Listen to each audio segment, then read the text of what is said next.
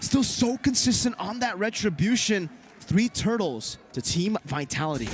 Well, I think the good thing about the Vayne too is you get a bigger burst combination of damage with the Retribution. Compared to Melee, it's more of a shred damage there for a second and timing the Retri, so it's not as clean. I think Vivo will continue to have the advantage when it comes into terms of, whoa, big final slash. The final slash canceled out. Mattel still getting demolished by the Dominator's Descent. Violet Vengeance in the Dominator's Descent still there, chunking their HP bars. Whoa, Cindy goes to the back. That's Foodie as well. Able to pop in the Black Shoes now in a 1v1 against Cindy. Puts in the Johnny Boys down as they've been in the bottom lane. Does seem like they were able to get rid of Violet.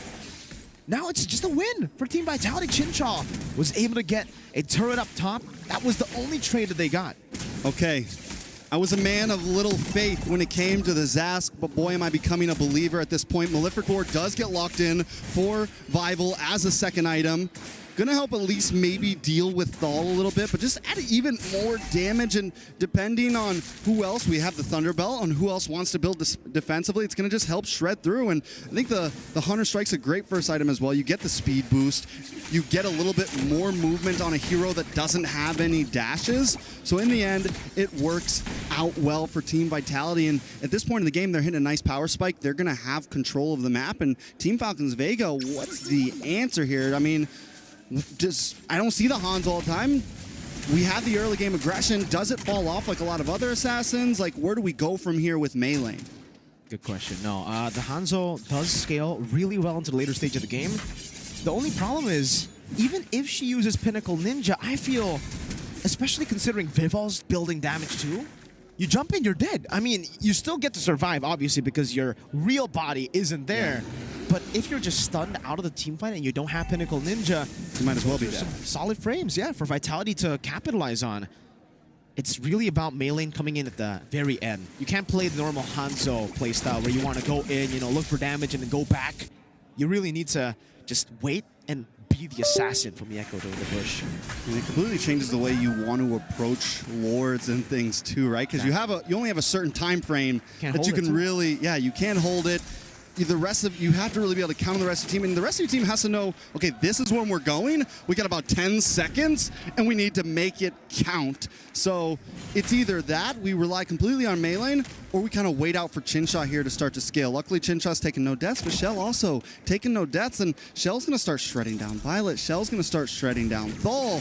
We're already seeing the damage from Vval. If the game continues at this pace, Team Vitalities should be able to stay in control. I think so. Again, right? They are very happy to just be even against Falcons Vega at this time. But the fact that they are 3,000 gold ahead puts them in such a good position, because at this point, they can hold the Lord. They can play the Lord dance, but they don't even need to. It's Team Falcons Vega that needs to look for a play. And even then, they can get poked. Cindy here, getting poked in the mid lane. That's what Melee can do. Oh, an assassination in the mid lane. Melee finding the play. Cindy popped the Dominator's head a bit too late. Vivian now is going to be coming on the final slash, bringing her back. Pops in an implosion in time. No shove just yet. Vival in the midst of it all with the deadly catch as well. Violet able to find a little bit there. Tal as an Earth Shatter kill in the midst of it all. Jumping in, gets deleted by Chinchaw. Vivian going to be next on the chopping block as Melee dives in deep onto Vival. But she's still able to survive. Back to the Pinnacle Ninja that she placed down 3-4-2. Watch for Fumi Echo though. Doesn't want to let him have this Lord for free. Vval still on the map, finally got Endless Battle in, and this is where the damage is really going to start taking off. This is where those passive procs are going to proc along with the Endless Battle, and it's not just going to be the crap cannon that you have to worry about. So I like the way it's going here. And again, the big problem with having this Hanzo is you can't really rush Lord, right? When you already use your Pinnacle Ninja, you can't just stand there in front of Lord and basic attack it. You know, there's not a whole lot you can do. You need your team with you. So Teams Falcons Vega, we're pretty much back to ground zero here. Vitality are on the Lord. Just bursting it down with Shell in the chaos now. Vival picks it up with the Retribution. Pinnacle Ninja used up with a detonator. Implosion from Vivian in the back as the shove gets them as well. So much time bought. Final slash on the Shell. Still with the Brilliance. Still able to escape from the Echo. Against 3 members. Will finally be dealt with. 2-for-0. As Lord gets taken by Vitality. Violet is hovering over. She doesn't have the final slash, so it is all but over to fight Melee. Doesn't want it to be over. Jumps in again. Shell able to dash away from the Synchro Vision. Vivian gonna be choked down, but she is able to get the shove, forcing Melee to jump back to the Pinnacle Ninja. Okay, so Team Falcons Vega They get the 2 kills. They try to push in onto the mid tower, but again, you have Vivol, you have Vivian. Vivol alone is going to have some good wave clear. At this point, though, Team Falcons Vega are finally going to at least get something out of that win. As long as they can shred down this Lord, it's definitely a win for them in that last Lord pit. Taking a look at the items, Vivol, wow, looking like we're going straight to BOD, straight to BOD. So Hunter Strike, Malefic Roar, Endless Battle, BOD. We're talking straight damage. As Nice would say, big damn. Now, on the side of Team Falcons Vega, I want to take a look at Chincha. We got that Magic Crystal in. We got the Feather of Heaven, Starlium Scythe. We're starting to see Chincha really start to output a bit. Definitely ahead of Shell right now. Tower does not drop, so Team Falcons Vega lose essentially nothing out of that Lord. Yeah. This is why, by the way, for Team Vitality, this is a very risky composition to play because technically, yeah, you do have control over the neutral objectives, but in terms of structures, it's going to be really hard to start sieging down without a marksman. Damage dealt, though. Again, team fighting-wise, they're good. They're really good. Look at that Bane. Yeah, but Hanzo's sitting right behind, just waiting, you know? And as you said, Hanzo's just continuing to scale, and Hanzo, there's no answer to Hanzo. No. Zero answer to Hanzo. The only answer is kill everybody and then get to Hanzo. Or Fumi Echo needs to kind of sit a little bit farther away from these fights, find angles, and maybe get to the back line with a big penalty zone. You know, but you also one of them needs to be the so who do you send for the Hunter? Do you send somebody for the Hunter? Do you know? There's got to be some way to play around this. They need to find some answer because I don't know if just meeting them head on is the correct way to approach it. Yeah. I'm trying to think of ways, now that you're mentioning it, right? At this point, how do you get to the Hanzo? Especially considering, look at how far Maylane is from the team. She's just in the base, constantly using the Pinnacle Ninja, jumping back to the normal body. Fumi Echo, penalty zone implosion. Oh, she missed it! Violet able to flicker out of it. Shell with the Brilliance now on the tower, still has the Primal Wrath, decides to pop it in. The Dominator's descent was baited out too. These are some big resources. Wow, Violet! Big resources 15 seconds before the Lord comes in. Maylane's already got Pinnacle Ninja ready to go. Chincha still has them on Force. Funi and Thal are the only ones that use their ultimates, and that's not a big loss. And Funi's already got Black Shoes back. At this point, Team Falcons Vega could go for the Lord Rush here, but Team Vitality never seemed to feel shaken even after those mess-ups. They're still hanging out down here. They're still like, nah, we'll fight for this. We'll push this. Is it the right play, though? Final slash on the Fumi Echo, still able to survive right now. Jumps in with the penalty zone right now. Vivian goes in. Vivol is able to delete Chin Chow. Sun back into the normal body now. No Pinnacle Ninja for a bit. But she finds it back again. She can go for it. Cine is waiting in the bush right now. Pops into the Dominator's descent once again. And it's into the implosion, into the shove, and the chaos too. They find it this time. And Vivol is on a killing spree. BDB. Big Damage Bane. BDB. BDB. And we just saw Chincha lose about 90% of a health bar with about one shot and then finished off with the final one. Completely destroyed. Chincha now is going to have to second think about how she jumps into these fights. And now we're starting to see some of the downfalls of Maylane, right? If Maylane can't be there, if Thal goes down and Thal gets shredded, then there's nothing to protect Chincha, right? There's nothing to protect Fumi at this point. So Team Falcons Vega also have to think about how they want to approach these fights because now the damage scales are starting to heavily favor into Team Vitality. It's going to be very scary as we enter the base here. For Falcons Vega, they can still go for the defense, obviously. Oh, that damage on the Vivol. Whoa. Might be able to find it. Deadly catch this engage. But that's a lot of HP burnt out of Vivol. As they still have a Lord to play with. Falcons Vega, good clear. They have a Lilia. They have a Harith. Violet try to go for the final slash, unable to get it. A big resource spent. Lord up top, enhanced, charging down. Tal. That's good. Dominator's descent, zoned him away from the turret as the Lord just chunks through the turret there. Maylane again on the Vivol, but he buys immortality just in time. Lord on the base, able to split Falcons Vega. Final slash again, connecting down to two members. Fumi Echo still in the midst of it all with Vivian there. Good shove, and the penalty zone locks them down to the back with, again, the Dominator's descent. Just doing so much damage. Vivian loses immortality. Maylane looking for the damage down again. Sky Piercer taking immortality. Vivol pops into deadly catch. Now Cine gonna be chased down. Maylane very low.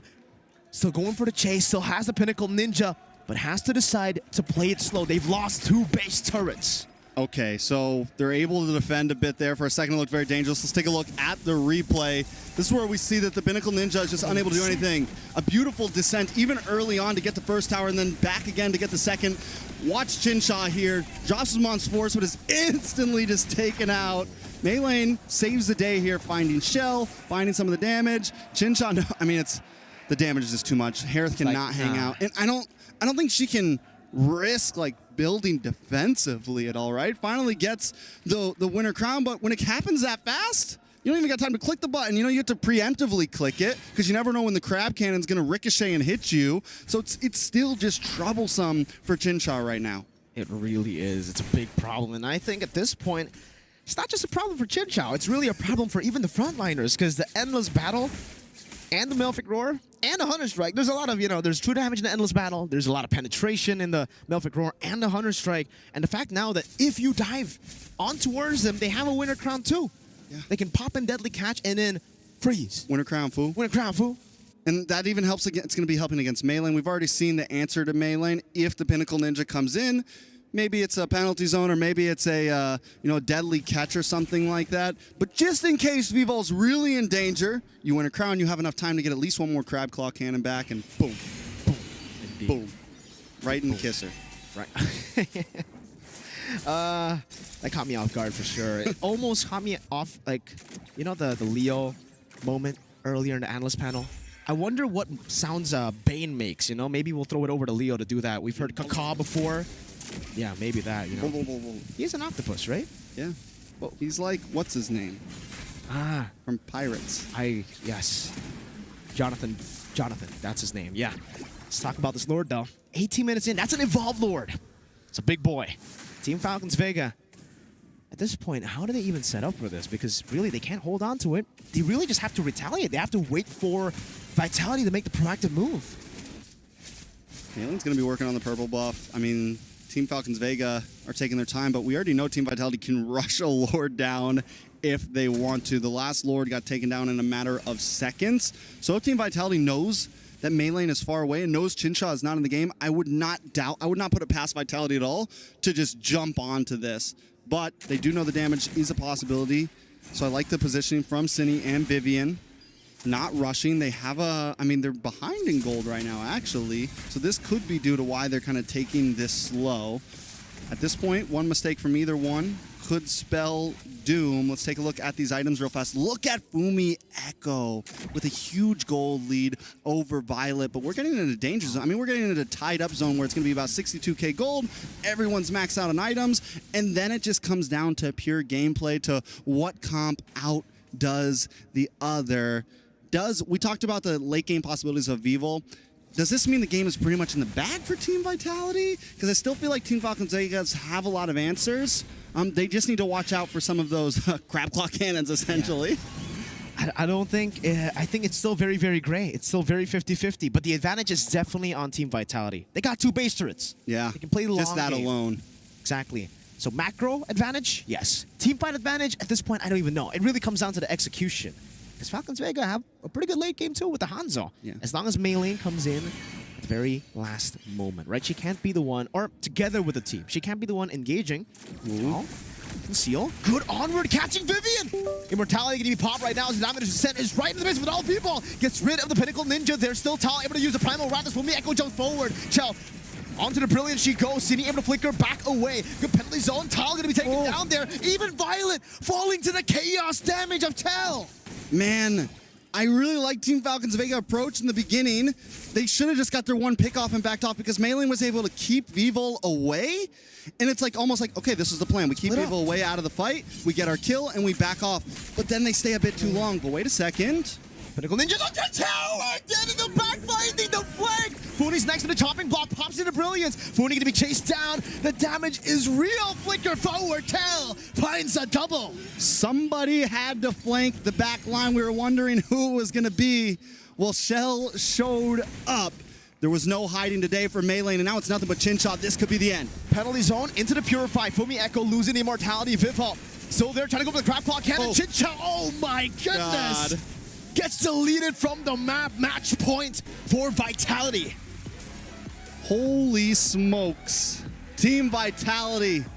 seems to have the answers right now.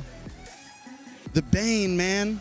I know Leo's a happy boy right now. He's playing tap dance over there in the analytical studio right now. Let him know, because, I mean, just overall, insane. Team Vitality feels good. It's 2-1 now, and we definitely have us a best of 5 overall, Mirko. Man, what a performance there. Really surprised with these picks. We're going to throw it over to the analysts. Redmar, Bane, what's up? Did you just call me Bane, or are you just asking me what's up about the Bane? I think he was referring to me. Oh, he's referring to you. I'm the king of the... I am happy that the Bane did get a dub, but it was a much closer fight than we thought, despite it being a very scrappy match overall, a lot of team fighting that the Bane and the lineup of Team Vitality just overall should excel in. Falcons of Vega really made this match take its toll on the defending champions. What was that, 20-something, 21? 22 minutes? Yeah, roughly around the 20-minute mark, a little bit over than that. They had to bring each other to the limit. Unique drafts for both sides. The gold lane Lunox, the jungle Bane. On the side for Vitality, or Falcons Vega rather, you see the Hanzo get shown up. So these are two lineups that have the potential to come up from dishonest angles, surprise angles as we would like to call them here in MLBB, where it's not the typical front to back. It's more of expect one or two to come off from a weird angle, changing the dynamic of a team fight. But one thing was sure though, in that game number 2, it was Vival. Vival was one of the surest things for that game number 2. Well, there is a saying, when Bane's inside your base, that's insane. It is. And just save for these objective fights, again, the Turtle, the Lord, and even turrets, those are the main strengths of a Bane. But the way that they drafted, the way that they were able to create multiple boxes, again, we talked about the Zask on Chinny, that's where she is and where the little spawn is. Yeah. Fumi Echo, where she eventually jumps in to get the penalty zone. Vivian, of course, anywhere she has an implosion. Those are already 3 activatable zones that the Bane can call its base and then shoot a deadly catch from that angle. I wish there was more that I could break down and show you guys visually, but there is a play later on that I will break down that just shows how it's less about Team Vitality's creativity or Team Vitality's angles, but more of their pick-offs. Weirdly enough, in a team fighting comp, what their major wins are not wherein they wipe out, but wherein they pick off 1 or 2 and then just deny anything close to a comeback from Falcons Vega. Let's see who the MVP of that game number 3 is. We're heading into match point, and the crucial player there was Vival, as we mentioned. Shiver me timbers! The Bane. Would you like to expound? I know you're so happy that Bane is shining. Yeah, all right. I can talk about anything from the items to the emblems, the way she rotated, and her weaknesses. Again, this is not a perfect game by any means, right? She died a couple of times. Oh, for sure. Juggled around the winner crown, juggled around the immortality, but the way she built it, using the Warcry specifically, she went for the Hunter Strike first, which is a very low-to-the-ground way of building the Bane. She went Hunter Strike, Malefic Roar, Endless Battle, and then straight up greeted out with a Blade of Despair into that utility item aforementioned. This is that play right here that made a lot of what followed for Team Vitality possible. You have a Harith that has Purify that wants to make fights last under your zone of influence, under your circle or your box. But if you burst them down, if you put that little boy to take a nap, there's not much that your squad can do, even with melee on the Hanzo, which is another key thing that the Bane on Vival made impossible. Because yes, the Ghost. The Pinnacle Ninja? Yes, it's my best friend right here. All right, here you go, buddy. Finally, someone taller. Finally, a hero that I'm taller than. He's stout, though. He's stout. He's stout. The Pinnacle Ninja, yes, when it comes through, it's chunkier than the Hanzo, believe it or not. It's chunkier than the Hanzo, but given the Warcry onto Vival's Bane, she's able to just chunk away, even through basic attacks. She doesn't need to wait for the Ale nor the Crab Claw Cannon to take down the Ghost. I think that was one of the key things that made her die just once, maybe. Remember those moments where the Ghost and everyone was chasing Vival? Yeah. the fact that she could basic attack that ghost and stay like a tenth of her health, but not die. She didn't die. Made the difference. Because of the presence of Bane's ability kit with the ability that we call the crab claw cannon, that when you toss the cannon onto someone and there's an opponent behind your initial target, it will bounce back. The ricochet causes a lot of damage. When you toss out what's called the deadly catch, those sharks causes a lot of damage and it zones out. As to why you can actually, if your Team Vitality just brute force team fights up against Vega, throw everything you have, and eventually that Pinnacle Ninja is going to go down and it's going to be difficult for Falcons Vega. Vega needed to take like 1 or 2 steps while Team Vitality just threw away the stairs and just went ahead with it. Let's go ahead now with the play that Leo wants to break down here. What you got for me, man? Okay, so this is a fight wherein, in all honesty, the brutal truth is Falcons Vega actually set up very well. You'll see here that they have control of the River Bush. The River Bush is a massive objective when it comes to not just Lord takes or team fights, but just in general. If you're able to control that part of the map right here, see that Violet's right there? She can set up an amazing final slash, which she did, and it led to a retreat by Fumi Echo, compromising her penalty zone. But then again, check this out. She comes back, and it forces out. It happens so fast, ladies and gentlemen. Let me roll it back. Okay, don't blink. Look at Chincha. She still has her Purify right there. She's airborne. Rather, right there. And she is airborne, yes. But she's gonna keep going. Check this out. Whoop. Bang. See, my finger can't even click fast enough. And this was before Vival bought the Blade of Despair. So you can purify, but when the answer is all in damage, it's over. And what does it lead to? Single. Again, a lot of the wins from Vitality were not all in wipes. Pickoffs after pickoffs. And eventually, look, it wasn't enough damage for them. And look, they're gonna still try to re-engage because again, you still have a solid damage source in Mei lane here, and even Funi taking control of that River Bush. Again, they're holding it, and the answer, once again, they were still holding on to Vivian's implosion, and Shell even had the shift. Shell can even go Chaos Order, and Vival is just clearly relying on her basics because again, it's a War Cry Bane, and it not only converted into a pickoff on Chincha, it also converted into a kill on Violet and Tal, and of course a Lord take. Clean and brutal. Very scalpel accurate, but just the same. It's like a katana. I like the sound effect that you did right there. Thanks. Accurate. I've been working on that. How long? 2 minutes. Great. Shock and awe, I feel like, is what's filled with the lineup of Team Vitality in that game number 3. Aye. Whereas the lineup of Falcons Vega felt more disaster response. And we saw that. And the times where they would try to shock and awe, again, that's where we saw they have to layer a few things before you get the full effect. Which luckily they have a lot of tools to do. Again, the final slash from Violet. Yeah. You have the panic button of the Primal Wrath. Which again does well since you do stack up on hits from the very hyperactive and aggro lineup from Team Vitality. And as well, I think what was dangerous is what they were relying on damage in the absence of Mei lane were all pure magic, which is why I think Fumi Echo rushed the Radiant Armor, which allowed for them to, hold on just a little bit longer. All right, now as we're heading into this ever so crucial game number 4, let's get a quick water shot here because I'm going to go on over to Leo's side. I want to talk more a little bit about Falcons Vega. Okay. I want to talk about who do you think here now needs to be the focus? Because it seems like it's been a little bit sometimes Millen, sometimes whoever. Who do you think now the Team Falcons Vega needs to play around to really maximize the potential of them forcing a game number 5? All right. This might surprise you, but the answer is Chincha! Chincha? It's gotta be Chincha. It's always been Chincha.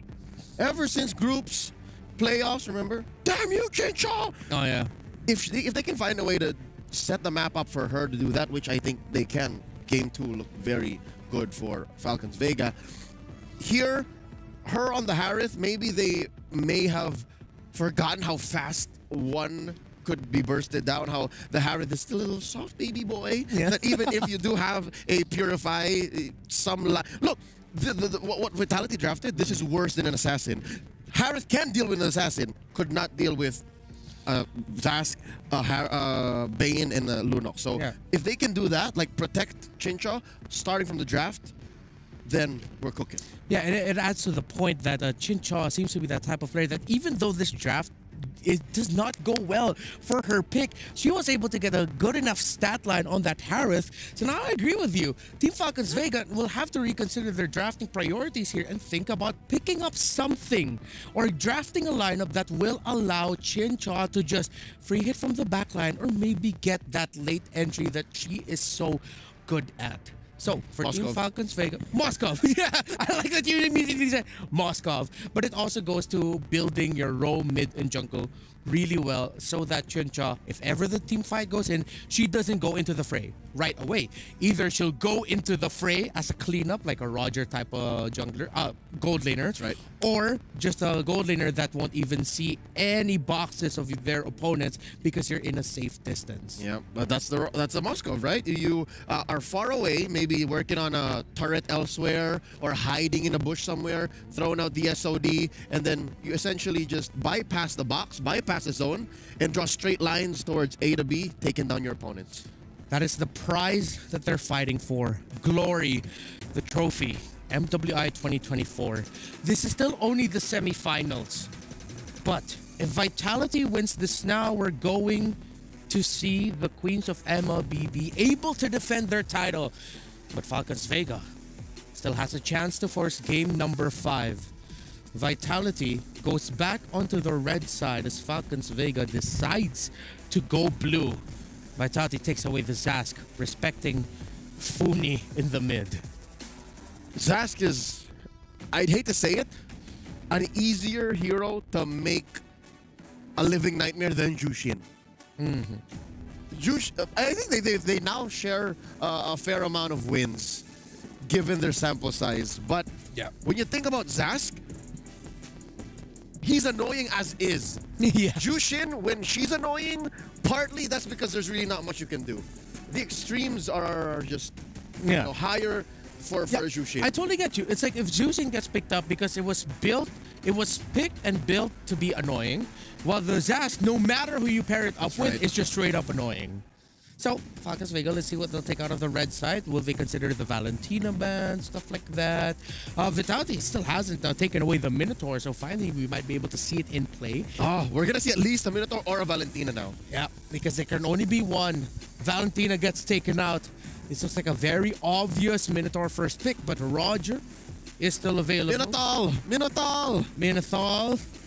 Are we gonna get it? If not, what else? What could be more important than a Minotaur? Because again, Minotaur, a great hero for responding against or blocking out the potential heroes that have a lot of dashes, a la Roger. So now, if the Minotaur gets picked up here by Falcons Vega, Vitality. Oh, no. Not that one bounce house. Okay. There's a pick that Coach Midnight of Cloud9 mentioned earlier, very first pickable. They pick up Terizla. And now they're respecting Fumi Echo. We're finally going to see Fumi of Vitality in a different hero in the XP lane. Again, that's the known element. If Fumieko's gonna do anything, it's turn fights around. And how do you do that? You do it with a hero like Terizla, you do it with a hero like Edith, you do it with a hero like Arlott. And because of that, I don't think Vitality's going to budge. I think the fact that the Minotaur and the Tigreal are still open might not. Oh, never mind. If it's open, it's open. There you go, Mino. So, The mother tanks gets the. Oh, look at that! Edith. If I'm not Front mistaken. line. That's a front line. Yeah, that's a front line right there. If I'm not mistaken, the highest win rate right now. Oh, not It's exactly. Minotaur. It's Minotaur with 17% in MWI. And with a ridiculous sample size too. Yeah, so it's two of the highest win rate heroes right now. Power picks for Vitality. But now we're going to be seeing Jushin on the side of Falcons Vega. So far, the first two picks for Team Vitality are good Jushin picks. Like, she will throw away the onward combo. She will, disincentivize a jump from a Minotaur forcing out a flicker. Yep. So this is good. Oh, Carmilla This was and banned Jushin earlier. together. Yeah, this was banned out by Vitality. Interesting combination. So, Vitality would go for I wouldn't say it's the obvious response, but it makes a lot of sense. It's a response. Yeah, as the members of Falcons Vega would like to fight around a small certain area. Low Yi would be great in terms of the magic. So their magic damage is covered already for Vitality. They'll either need stronger sources of physical or maybe one source of true damage. Yep. Something that is good for longer sustained team fights, because longer sustained team fights is what Falcons Vegas, Carmilla, and Jushin are great at. So yeah, you don't want the Harith here. Moskov? Do you still want the Moskov? You're thinking you ban the Moskov? Because I think Vitality would be okay with a carry. Yeah. And they don't have to steal. They don't have to ban the carry because they're first pick on the swingback. Yeah. Let's see if there will be any changes in priorities for the gold lane. Here's a quick little fun fact for everyone tuning in right now. Vitality and Falcons Vega, their entire history, they've played 83 games against each other. Over the past 3 years. Over the past 3 years, maybe even a little bit longer. Vitality, well, before that, Falcons Vega has won 11 of those 83. Vitality has won 72. This is why it's such a massive mountain to climb for Falcons Vega. If they force a game number 5, it will be a massive deal. What is that, an 85% win rate, give or take? Give or take, yes. All right, look at this. Team Vitality had it with Melene's Hanzo. Get out of here. If they're drafting Hanzo, I'm leaning more towards the idea that Vitality might actually be picking up a carry. Exactly. That's what they're setting up. Or They're taking care of all of the shinobi. Yeah. Oh, yeah, they've taken away the two... The two of the three ninjas. Hanabi is one of the ninjas. Correct. Is Kagura considered a ninja? No, she's a shrine maiden. Ah, I see. Interesting lore, by the way, between Hayabusa and Kagura. Good story. The X-Borg, Falcons Vega. So we're going to be seeing maybe both sides having gold laners that aren't the most mobile or will need a bit of time to get mobility. So I'm thinking the heroes that you mentioned earlier, Carry, Moscow, but no. They're going to go for... It's a last-minute flex. You don't know. Yeah, we don't know. That could go jungle. That doesn't necessarily have to be the gold laner here. Now Falcons, they have to pick up their gold laner and their jungler. I wonder if Vitality has it in them. Do they have a history of playing double fighters? Double fighter side lanes. Ooh. Set up for What do you think? like hyper carry Rubes? jungle. Rubes. Yeah, I'm thinking maybe a Ruby in the gold. Do they want the Harith? Oh, they can pick up the Harith. I like the Harith here. I don't like it against. You're just gonna struggle in the early against the Roger, but we don't even know where the Roger's going. I think that's what Falcons Vega here is thinking about. Okay, Nolan from A lane. I'd rather Moscow for carry. There it is. Okay. It's the Moscow for them. This is what we talked about earlier. Put it on Chinsha. Have her draw that straight line. Now, the veil comes off. What does Vitality put in the gold lane? Is it this Roger or is it something else? And then you give Vival the Roger, call it a day. Well, thinking about it, in lane, Roger. See, it's Shell's pick that they're trying to go for. So I think they're trying to decide, really, is this Roger going to stay in the gold lane as we're thinking, or will he get flexed into the jungle? Vival already has her hero, and we're just waiting for Chell's matchup. Is it the priority lane matchup or overall rounding up of the composition? I still have a Harith open. It's Harith or carry. And Or there it is. neither. Here comes the Brody. Prior banned. It was banned out earlier. And Vitality will go for the fast end. With Brody in the field, there's a chance this may end at around 15 minutes and quicker. Falcons Vega, what's their condition? Falcons Vega needs to get past that. They need to get enough farm on Chinsha and maybe win from mid. I think that's one of the few ways they can do that, actually. Win from mid with Funi on the Jushin. Match point for the Queens of MLBB. They win this and they will be able to defend their crown. But Falcons Vega have a lineup that maybe, if they buy enough time or find the right time, can force a game number 5. Mirko, Trex, how y'all feeling about the drafts for this game number 4? We're feeling great about it. I mean, both teams continue to push the boundaries of ML here. I think we had some good trades along the whole draft, Mirko. Vitality comes out on top in possibly the gold lane there. But Falcons Vega secure pretty solid mid. They get the juice in, they get this Noland. We saw how well Chincha did do on the Moskov, so I think as long as Chincha can deal with this Brody, can deal with Shell, there's a lot of possibilities. Yeah, I agree. I think for Team Falcons Vega, they really have to put some resources into the gold lane. Maybe not just some. They need to put a lot of resources into the gold lane. Because if they are both left alone, or especially if Team Vitality play around that strong side, that strong matchup in the Brody Moskov, and if Chell takes the lane slow, they might be able to shut Chinchao down in lane before all these fights start. Even the first turtle, they can do it, especially with the low E, that maneuverability. Luckily for them, they got Funi on the juice in, so you can see that happen a lot. You know, Fumieko just getting ragdolled back and forth by the Lantern Flare. Yeah, it's definitely going to slow Team Vitality down, I think, a little bit in terms of rotation. Fumieko, who's someone who likes to really rotate to mid here and there, may have to stop here and there. Maybe not be able to get as involved early on, but here comes some of that pressure into the gold lane already. Vivian, though, getting the brunt of it. He picked up, thrown back to the team.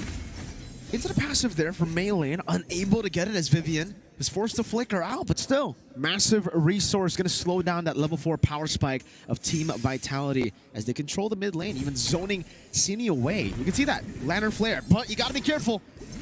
That's a lot of damage returned towards Funi. Yeah, Lu Yi, you get those combos off, and the early game damage is actually insane.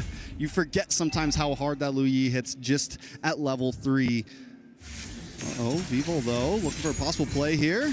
Goes in with Lycan Pounce, and Funi isn't really able to get the stacks on to pick her up, but still, a lot of damage placed down, even despite that level 4 delay that Falcons Vega did. Violet now got that level 4. It's still Vivo on the turtle, melee on a Tal now walking up, gonna go for the stun as well. Vivo, whoa! With a great steal, dodging away from the stun, too, with the Lycan Pounce now gonna be picked up, thrown back, is able to go to the human form now as Fumieko jumps into the backline with the onward. That's a Minus Fury caught in. Vivo still getting a bit of sustain, but Violet will be able to pick up the first blood. Fumieko with a 2v1 again with the Primal Wrap, but the Spear of Vengeance connects, and Chincha will be able to participate all the way from the gold lane to the bottom side. And so Chincha continues to make plays across the map. Last time I saw her on this Moskov, I felt like it was a good hero for her. Even with the bad matchup, she can find ways to be important in this game.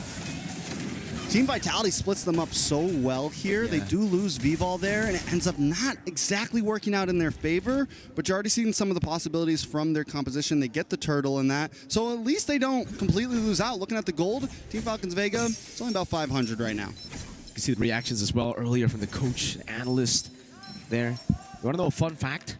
The coach's name, Susu Gaja, that means elephant milk, if you translate it to English. Have you ever had elephant's milk? No. It's not bad. Maybe he's had. Maybe that'll be a good question to ask him, you know? In an interview later on. Susu Gaja. Susu Gaga. No. Yeah. Suchu? Susu Susu? Gaja. Susu Gaja. There you go. It's a good name. It's a good name. Uh-oh. Fumi. Very interesting. Gets the melee. Almost getting the fracture down. That was close. I like the ideas. Team Falcons Vegas always seems to come with a plan looking for these little pickoffs. If they can get it to pull off, it's definitely going to give them a nice early game lead. Still only holding about 500 gold. Taking a look at some of these emblems, Meilane is going to be able to get this lethal ignition, get a little burn, so maybe secure some of these early game kills if things don't go, if she's not able to completely burst them down. On the side of Team Vitality, Cine as well, lethal ignition, Shell. Gonna have a little bit more speed. Evil. I'm wondering exactly how this next turtle's gonna go. Team Vitality was able to steal it very smoothly. Vivo, with no one behind her, was able to pull in. Does Team Falcons Vega want to try to zone her away this time? We'll see. It seems for Vivian this time around. Oh, they'll all actually make it. With diversion, Cine gets spotted in. So Funi probably knows something is up, and yeah. Good read there by Funi. Seeing Cine, knowing other members are there. Seems like for Vitality, they're still going for the contest. Earth Shadow Flicker combo into the Minus Fury. Melee still able to dodge away from it. But Vivol gets a lot of space. Penalty zone, not connecting on anyone right now. So Miyako pops in Primal Wrath. That's a double vacuum into Vivol, trying to run them down, but it's unable to do so. Chell with a good stun now. Torn apart memory, ready with the Purify. Gets the stacks out of there. Only getting Violet in the skirmish.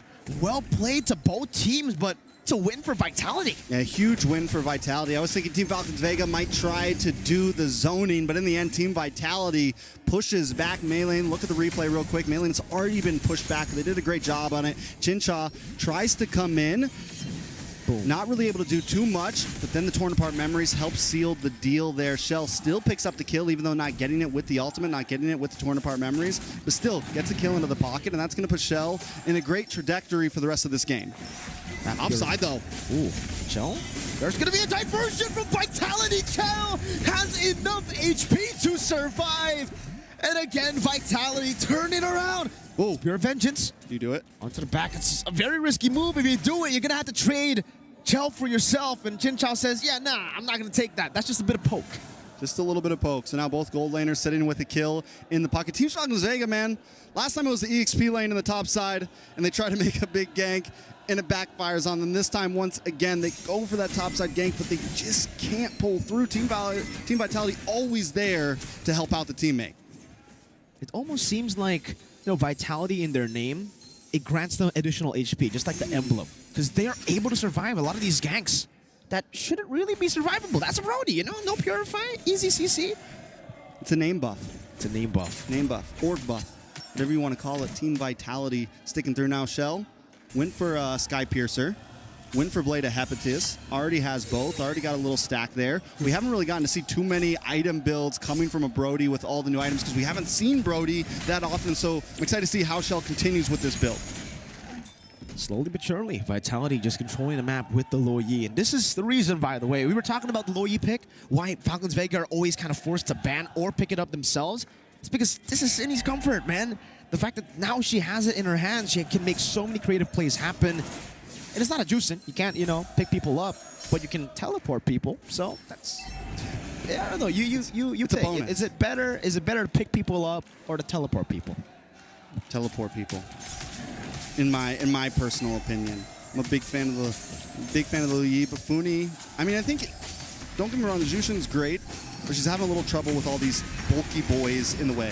Good retribution again from Vivo. Minus Fury into the knockup. Now Violet all alone. Spear of Vengeance not connecting just barely. Fumieko still surviving. Flickers out to safety. Team Vitality with a Vitality buff. They just can't seem to die. And yesterday I was saying to Team Vitality, min-max queens, man. They always get the most out of the situation, and letting their health bars get so low, they're so good at disengaging. Here comes another diversion play, looking for the mid lane. Oh, the stack's on. Good Purify out. Vivo with a chase down like and pounce. One more pick up the stun. Following her, but she's just too quick. I thought she was going to go for it, man. Wait a second, Mei lane? Wow. All that damage. Still, they're unable to get Cindy. Good motivation roar.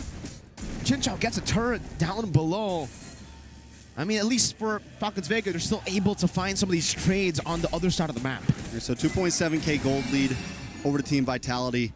Chinchot trying to pick up some pieces, which I think is important. And we see Teams Falcons Vega do this when they start to fall out during the mid game. They'll go for the off lanes. They'll play the map a little bit, which does kind of help staunch the bleeding, right? It puts the tourniquet on the arm, helps them not from completely bleeding out here. But Team Vitality doesn't want to let up. I mean, purple buff down, and now this is going to be the pressure they're going to continue. Having Vivian, having Fumieko on these bulky frontliners, they're going to be able to do this as much as they want. Taking a look at the items. Once again, Vivol goes for this build, the Wind Talker into the Sky Piercer. Next up's going to be the War Axe, and it just works out, and it's not something we see all the time. It's a little bit late on the sustainability, but the way the Team Vitality plays so aggressively, they always have two nice frontliners. She doesn't exactly need the sustainability brought from the War Axe or anything. She's able to do the damage, get stacks in early. Luckily, she took the death, I'm pretty sure, before she got her kill. Same thing with Shell, 3 kills now on the Sky Piercer, so starting to stack up a bit. War Axe finally locked in for Vivol. So this is just, it's going to start getting out of control here soon if Team Falcons Vega can't do something about it.